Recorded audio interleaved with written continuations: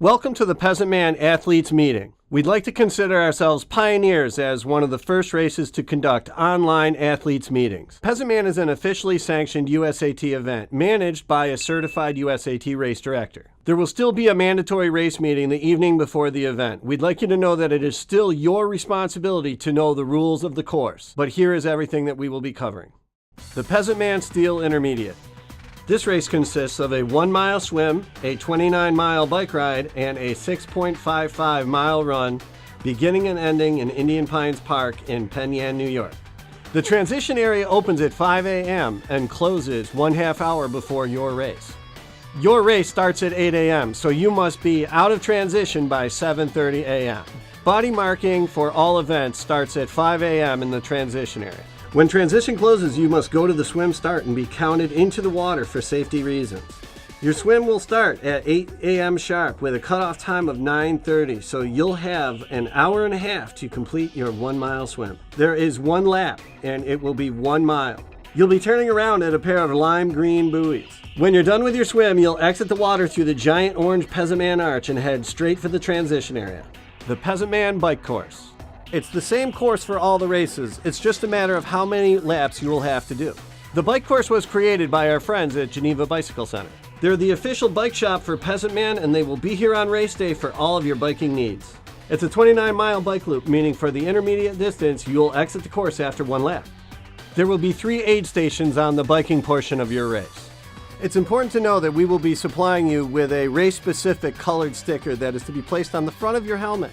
Each race has a different color sticker, and this is how we tell you apart from the other racers. From the transition area, you will exit the park through the designated chute, mount your bike at the mountain line, and head on out.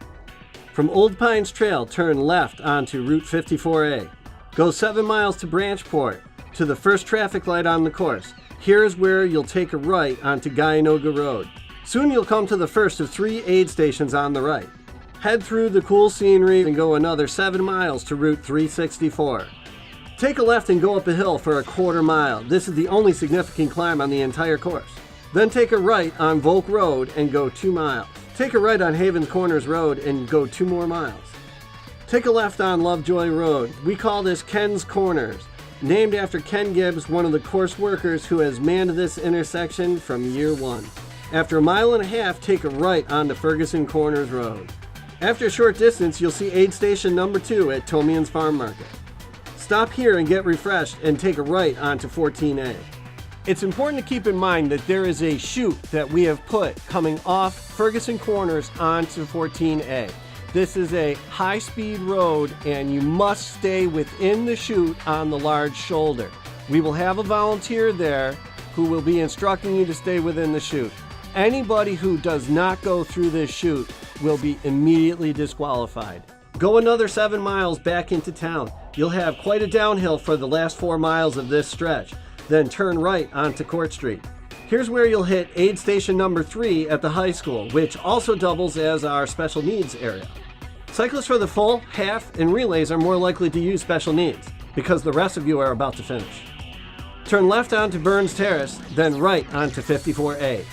Soon you will come to a well-marked chute that is manned by a police officer and a bike course director. This is where the sticker on the front of your helmet comes into play. If there's no sticker on your helmet, there will be no guidance from our bike chute director. This person will notice the sticker and either send you through the chute onto your next lap or guide you over to the finish chute where you'll turn down into the park. There's an abundance of signage on the course, so keep an eye out for the yellow signs showing the direction and distances. When you finish the bike, follow the directions back into transition. Do not ride your bike across the mat. The bike course closes at 5:45 p.m. For more details on the bike course, go to peasantman.com. There you can download a printable course map, view elevation details, and check out a Map My Ride version of the course. The Peasantman Run Course. It's a 6.55 mile out and back, mostly flat. Once again, it's the same course for all races. It's just a matter of how many laps you're going to be doing.